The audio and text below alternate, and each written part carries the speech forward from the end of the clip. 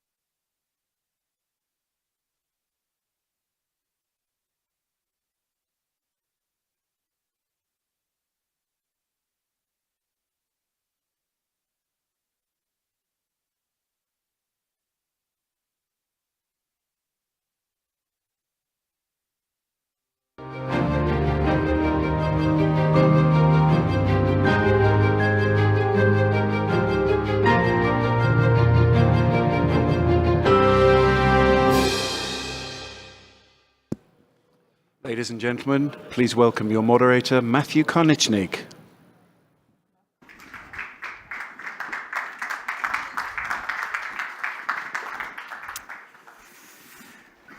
Good afternoon and welcome to our one-on-one interview with Milo Đukanović, the former president of Montenegro. There he is.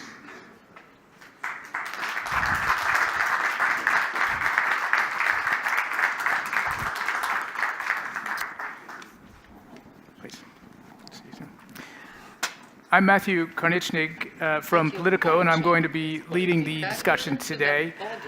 I would be very pleased if you had questions that you can ask either as members of the audience or by Slido. I would like to remind you that this session will be translated from Montenegrin into English. You will have that on channel 2, and if you want it to be translated into Montenegrin, you can shift to channel 3, which, if you don't speak English, you wouldn't understand, but I've said it anyway. In any case, I'm going to jump right into the questions.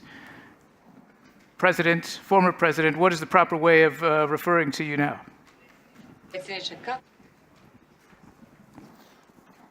Kao što ste se obratili. You told former president.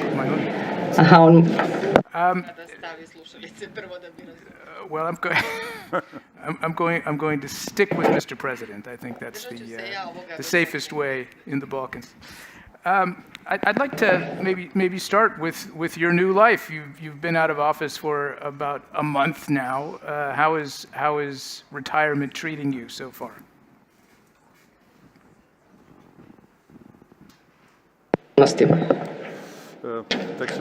Well, I'm just adapting to the new reality. But I have to tell you that I'm very happy with my new regime of life.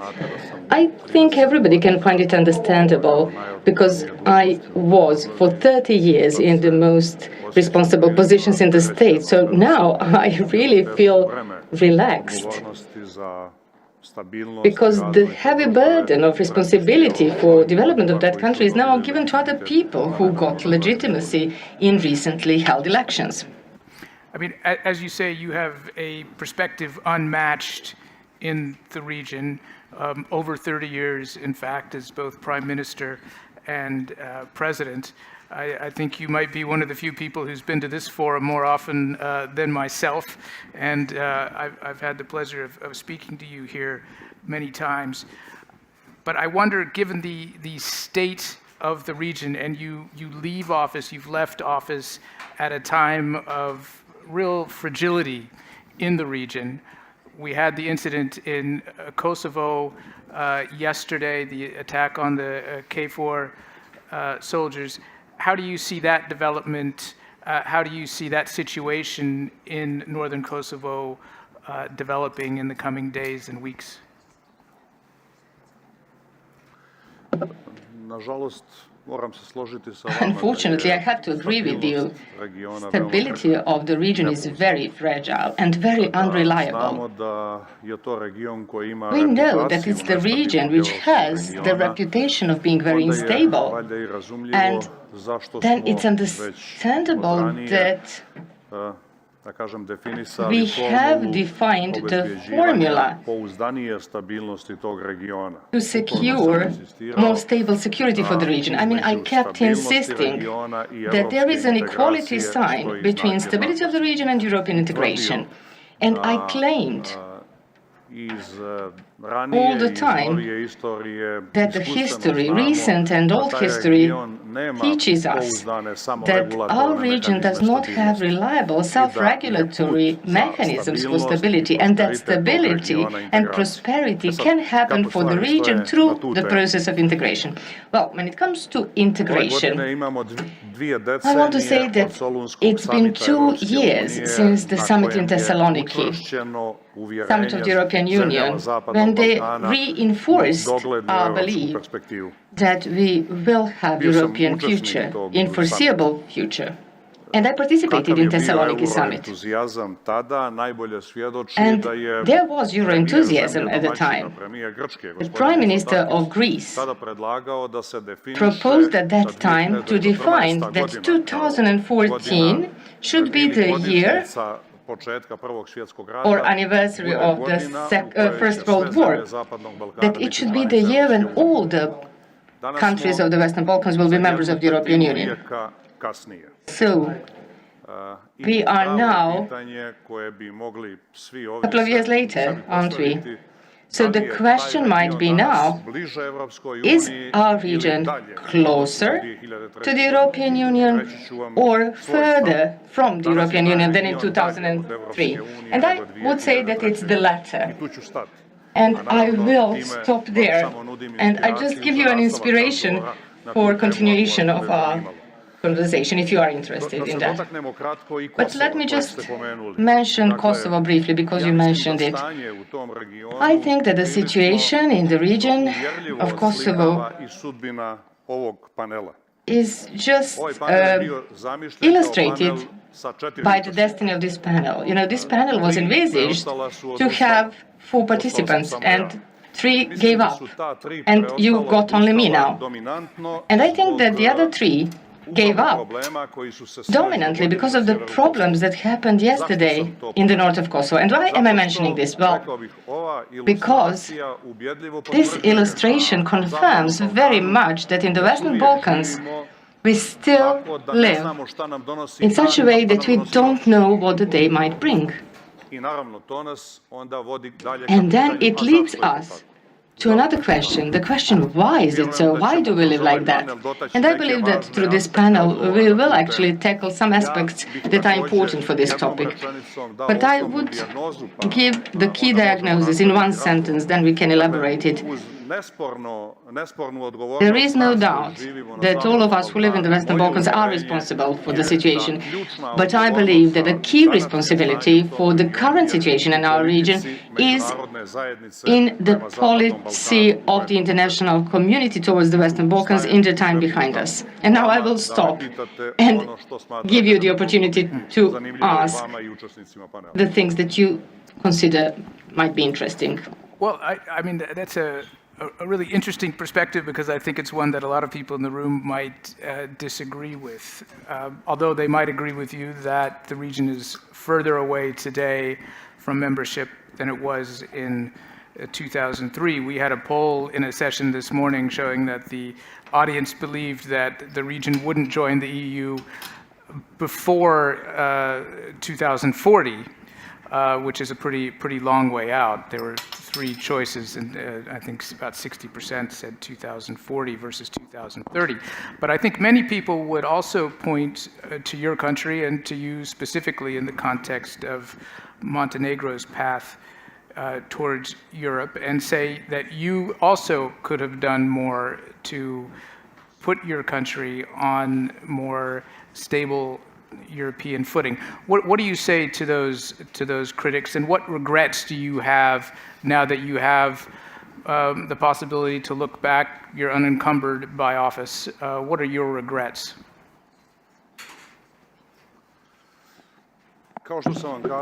As I told you, there is no dilemma that a large part of the responsibility for the situation in the region is ours, of us who live in the region and particularly leaders.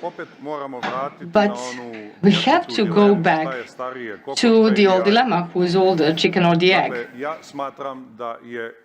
I think that the poor or bad initial impulse for this complication in the region was actually the hesitation of the European Union to continue enlargement policy and hesitation of the European Union to finish the process of uniting Europe. You will remember that there was the thesis of enlargement fatigue. That's what we had on the scene. And then, after it died out, we had the opinion that nothing is going on in the process of enlargement.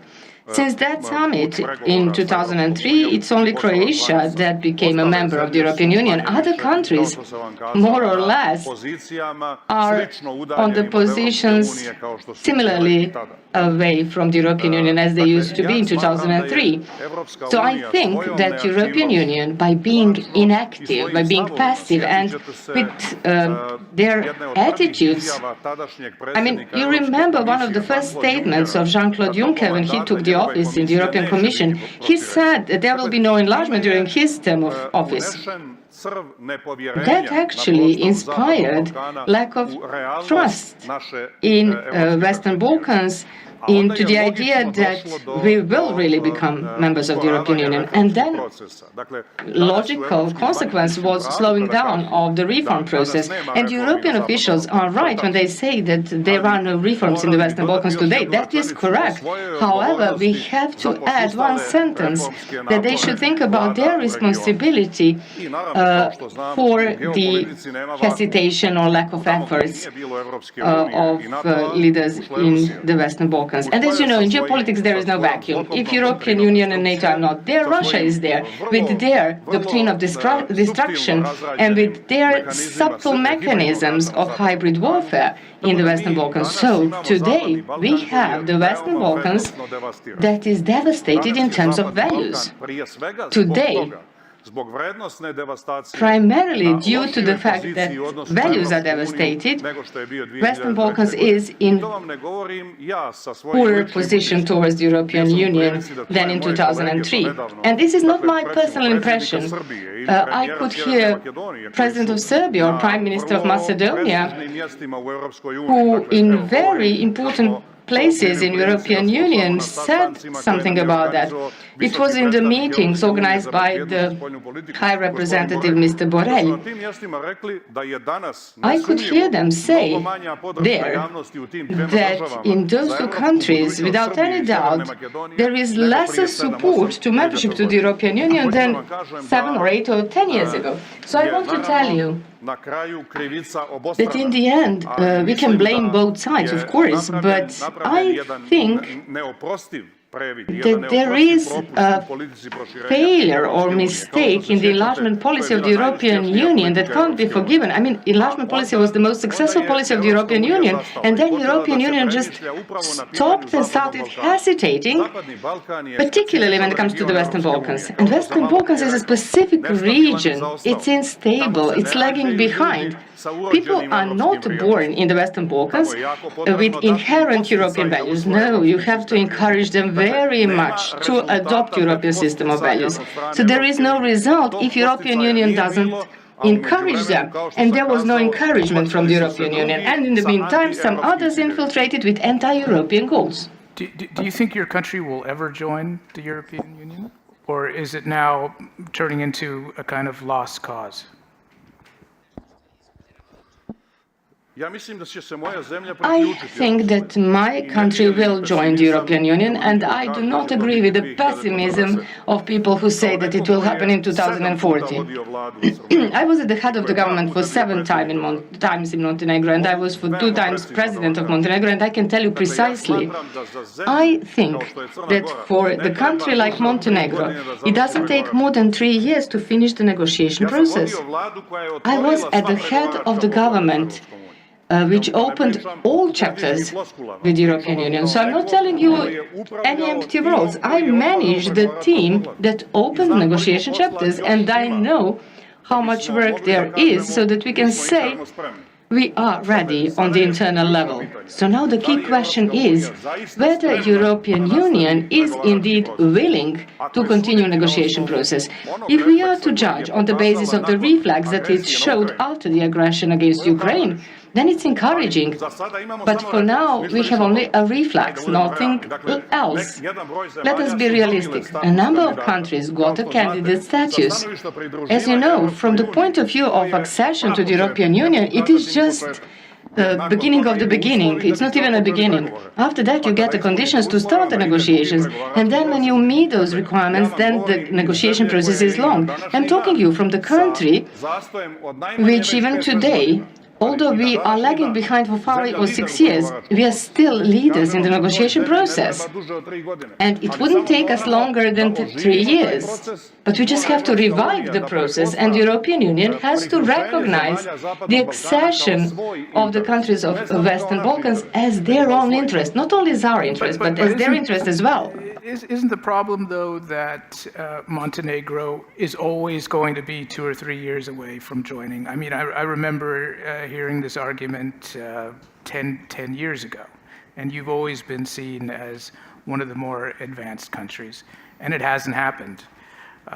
And I just wonder, to play devil's advocate, at what point do you reach the point of no return? At what point is the Russian option a better option, or is the Chinese influence so great that joining the EU might not be the path forward for you? Your question is very good, and this question brings us back to what I told you.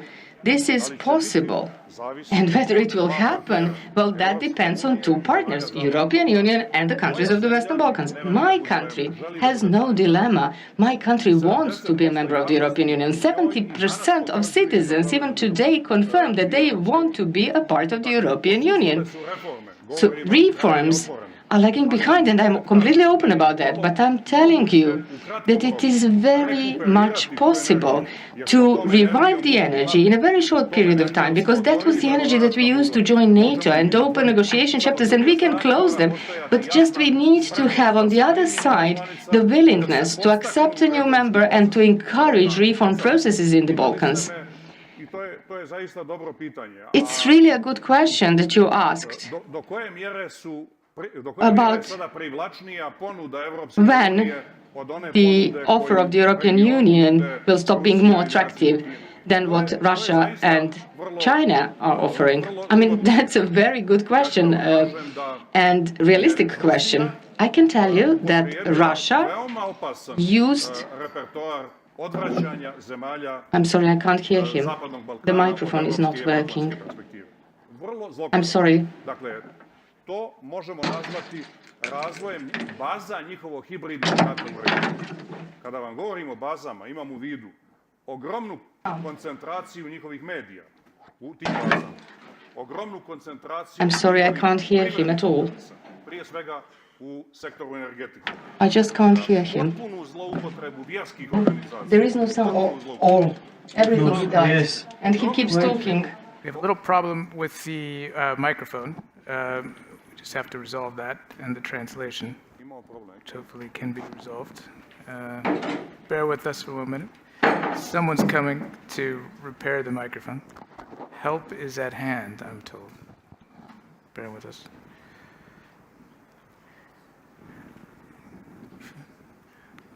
Won't be too long. We've had a few technical glitches today, but...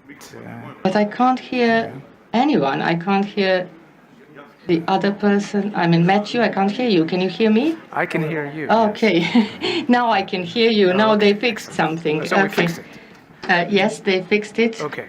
Very good. Please continue.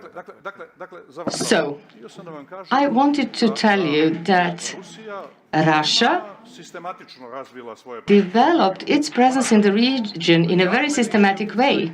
It's a very strong media influence, very strong economic influence in the field of energy, and strong intelligence influence and security influence, and also abuse of religious organizations, and a huge amount of money, grey money, that is used to service all of that. You know, in the countries in the region where people are not born with European values as inherent part of their being, it's very attractive to accept such offers. So it's not easy to those who promote European values in the region, and the governments usually do that.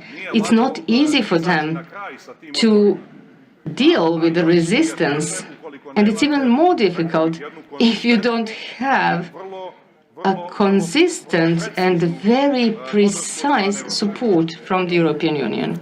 But given how long you were president, and keeping in mind that the Russians did try to assassinate you, I don't know if people remember this episode, it wasn't that long ago. I find it impressive that you survived the assassination and a brush with Donald Trump a few years ago at a NATO summit.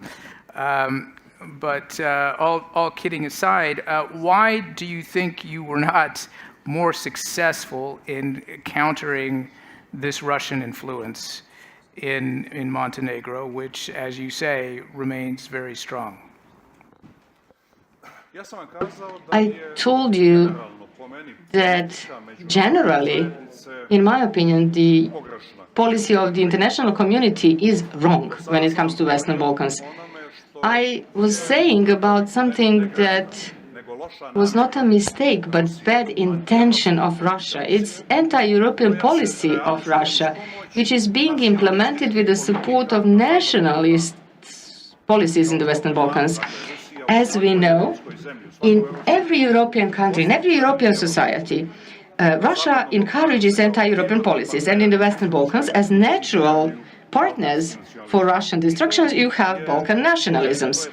And that's clear to everyone. But we didn't mention the other part of the mistake. I think that the policy of the Western part of the international community, our Western partners, is not on the good course.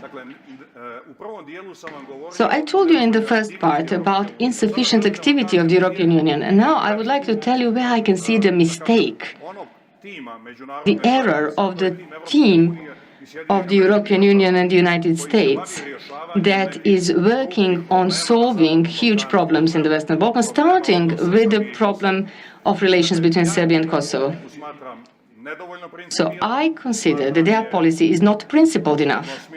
I think it's unilateral. I think it's full of compromises. And in all of that, it is a policy that does not care much for the solution of the problems that are common to all people and to all societies in the Western Balkans. So the key question in the Western Balkans is stability. Without stability, you can't have democracy or institutional or economic development. The key threat to the stability of the Western Balkans are Balkan nationalisms. Balkan nationalisms, unlike other nationalisms, are aggressive, conquering, genocidal. I mean, they, in the end, lead to Srebrenica.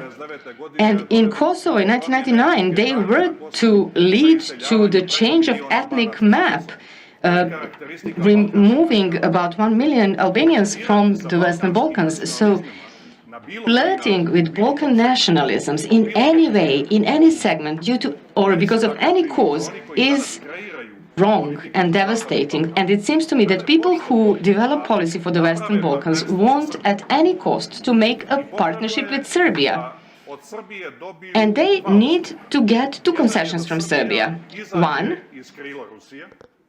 for Serbia to leave the lap of Russia, and they will confirm that by introducing sanctions against Russia or applying sanctions. And the second concession is that they give up on obstructing recognition of independence of Kosovo through their action, because they are working on this and people are withdrawing their recognitions. I understand both causes and both goals, and I support both of them.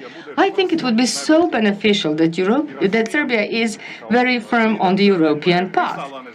And as a leader of the country that recognized independence of Kosovo, I think that it's high time that Kosovo becomes a member of the United Nations. But I don't understand and don't support the concessions that they are giving to Serbia, so that Serbia makes these two concessions. And these concessions that are given to Serbia are related to the stability of the region. I mean, they let Serbia to lead the policy of not managing their own country, but managing the lives of Serbs in the region. So Serbia wants to restore the policy formulated by Milošević in the 90s. It was the policy all Serbs in one country, or something that was defined in the mid-19th century as Greater Serbia. So today, Serbia has the same policy, and they jeopardize sovereignty of the neighboring countries, starting with the country that I, until recently, led. Let me ask you a question about that.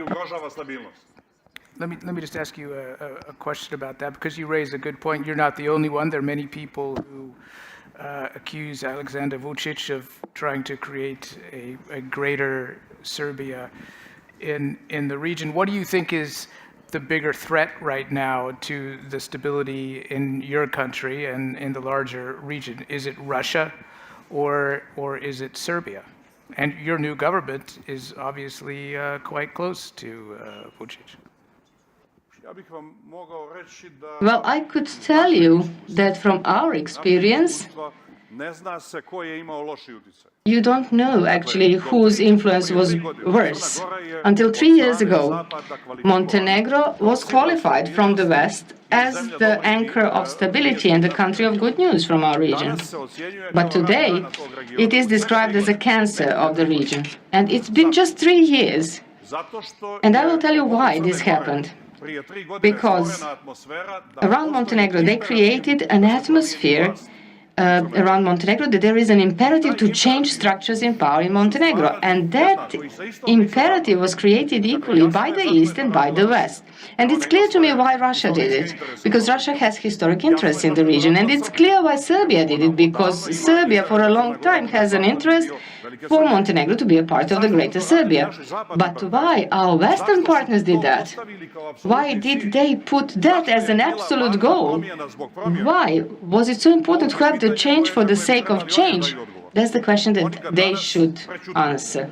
They are silent about it today. They say today that Montenegro is much worse than 3 years ago.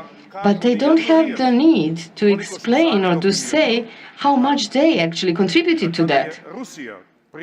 You know, when Russia, 3 years ago, in order to change structures in power in Serbia and used Serbian Orthodox Church for that, then from the West, we could hear how they are very much concerned about jeopardize the religious rights of the Serbian Orthodox Church in Montenegro. And then a year after that, the European Parliament makes a statement that Serbian Orthodox Church is an instrument of the Russian imperial interest in the Balkans. And that's true. And that's the most dangerous tool of Serbian greater nationalism and Russian imperial interest in the Balkans. Do you think that today, after 3 years, 3 years later, and after they helped this interest to be met, do you think that somebody from the West said, oh my God, we made a mistake, maybe we could fix something, maybe we should restore that positive example of a country in the region like Montenegro was? They don't say that. You know, the privilege of the great big ones is to make mistakes, and they are allowed to be reckless to the detriment of the small ones. That's the problem in Montenegro, and I am afraid that this is spreading like a virus in the Western Balkans. I mean, we all know what Russia is doing and what the followers of Russia are doing in the Western Balkans, but they would be much less successful if it weren't for such a role of the Western policy. I want to come back to that point, but I would like to remind the audience I'd enjoy a couple of questions from you, should you have any. We have microphones floating around the room. But in the meantime, I'd like to ask you, you've known Alexander Vučić, President Vučić, for a very long time. What does he say to you? What is his response to you when you tell him that you think that he is trying to craft a greater Serbia in the region, which presumably would include your country?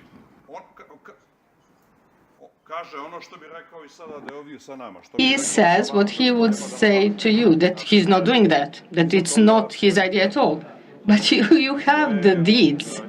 He doesn't have to say that, and you have information that I get from people in high positions in diplomacy of our Western partners who tell me, we asked him, is it possible that you sent 15 million euro of grey money to ensure the victory in one elections, local elections?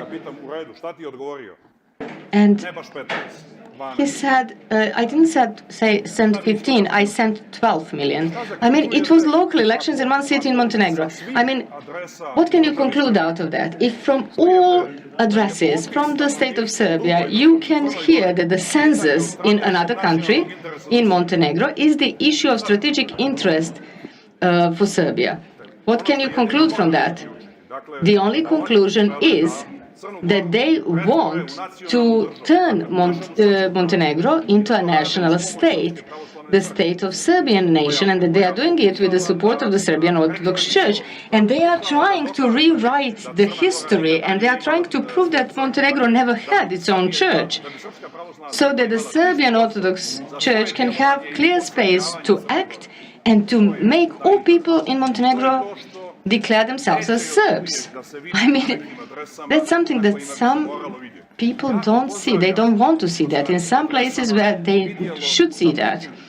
I really welcome that those addresses in the West understood that Putin is doing revision of history and that he is trying to establish the Russian world, ensuring that Russia now has the strength of the Soviet Union, and the Western world is now resisting that. But if my perception is good, and please don't underestimate my experience of 30 years, the West is waging war against the Russian world, but on the other side, they are flirting with the Serbian world, which is the replica of the Russian world in our region, and that's very inconsistent.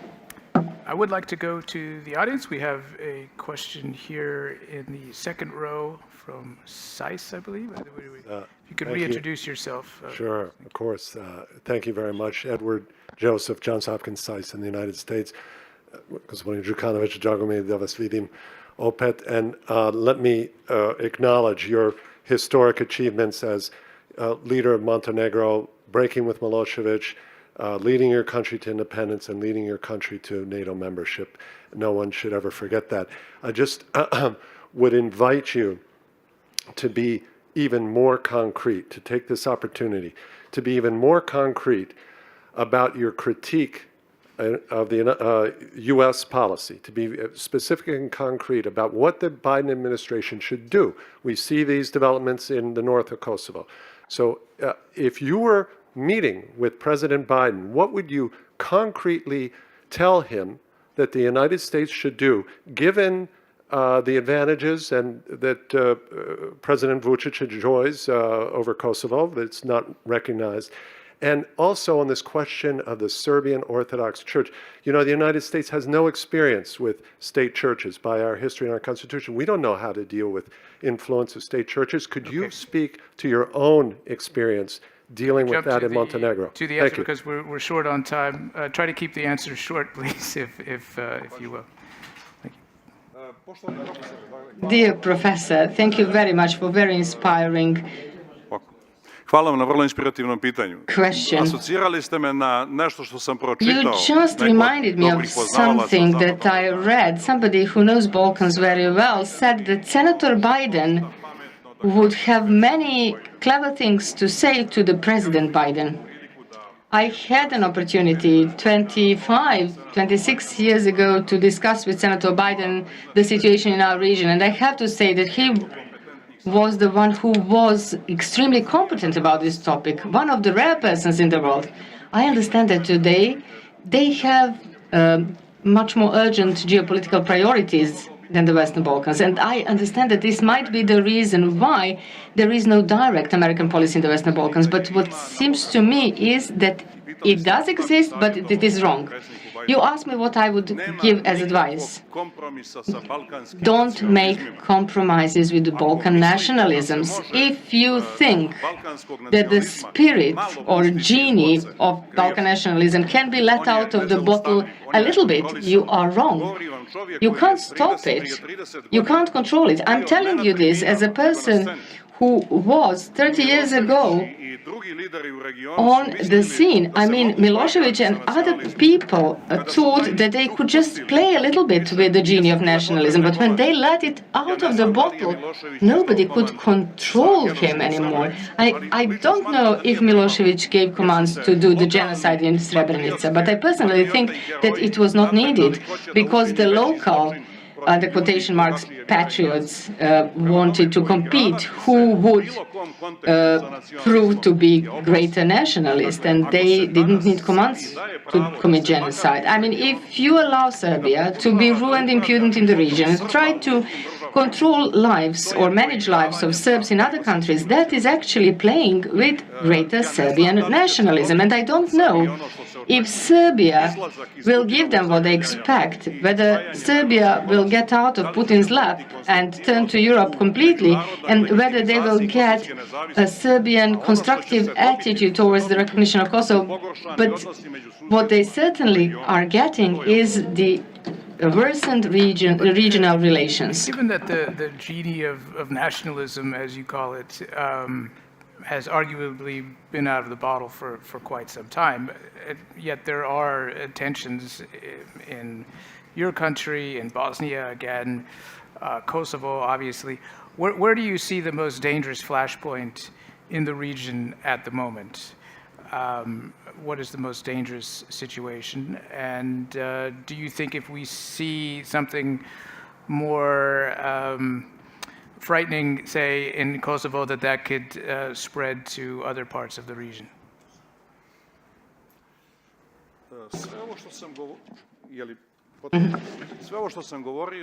All the things that I said just confirm that the events in Kosovo yesterday are only or come only as a reflection of insufficiently designed and insufficiently consistent policy of the international community in the region. We had incidents in Kosovo yesterday, but they did not come all of a sudden. I mean, they were not surprising. And these incidents confirm what I just said. Is there anybody here in this room who could have any dilemma whether elections organized in that manner will be useful to anyone? I mean, those were elections in 4 municipalities where Serbs who are dominant community boycotted. I mean, only a couple of % of Albanians who live in those municipalities participated in those elections. And some very, very relevant addresses in the West said those elections are okay and that those results will be recognized. I mean, when the Prime Minister of Kosovo started implementing the results of such elections, that in the meantime were verified by the international community, now he's criticized. And they neglect the authority of the state bodies. I mean, if they had elections and elections were recognized, what is more logical than to implement the results? But it was clear in the beginning that those elections would not benefit anyone, and the least the negotiation process between Belgrade and Pristina. And I just want to tell you, the problem between Belgrade and Pristina, the problem of Bosnia and Herzegovina, even more than the problem of Belgrade and Pristina, and the problem of a very long lagging behind it European integration in Northern Macedonia are equally difficult problems, because those are the open wounds of the Western Balkans, and those open wounds, just like frozen conflicts, are used by those who would like to destroy the European perspective of such societies. So, in the region, we all together, and European Union and NATO, we have to focus to close those open issues. Europe and NATO have to say something that they never say, and that is the following. Western Balkans is European region. That is the part of the Euro-Atlantic area. That's our primary responsibility. Stay away from the Western Balkans. European Union and NATO have never said so, because their hands were far away from the Western Balkans, and they shouldn't have been. What I don't understand is why you nonetheless are so optimistic that you think that the accession will still happen, because you've painted a pretty dire picture here.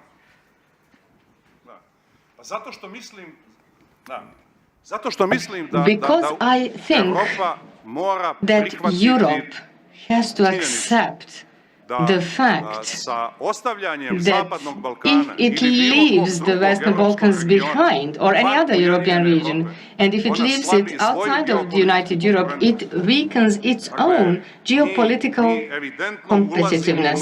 So we definitely are entering a new stage of geopolitics. We are faced with a new geopolitical architecture being constructed. You know, the Cold War era ended, and the era of a monopoly of one superpower in the world is finished as well, because that era led us to the situation where we are now discussing whether we will have nuclear war or not. Can we go deeper in, can it be worse? We, as Europeans, are primarily interested where Europe will be in the new geopolitical order. And it's absolutely clear that Europe, if it wants to be competitive, it has to be stable. If it wants to be stable, it has to be united. If it is not united, and if Western Balkans is left to Russia, then we have huge problems for stability of Europe. That's why I'm an optimist. Your own political career ended quite suddenly, as we discussed at the outset, but you're still a fairly young man, if I may say so. Would you rule out going back into politics? You've also resigned the leadership of your party. Just briefly, please. When I look at the political scene, then I am 100% sure that I exclude coming back. Because today's political scene, not only in my country and not only in my region, but generally, is not inspiring at all. I mean, it's obvious that the quality of politics in the entire world is very bad. And the political space, which was the space for smart people, for hardworking people, for responsible people, turned into the space where people who have nothing else to do in life compete on. I mean, today the political scene for me is not inspiring, not at all. But as I said, I hope it is not permanent. I hope that we do live in time of populism. It destroys all the values, including the political ones. But if we believe that it is permanent, then it's a disaster. And I don't believe in disasters. I believe that we will survive this bad stage.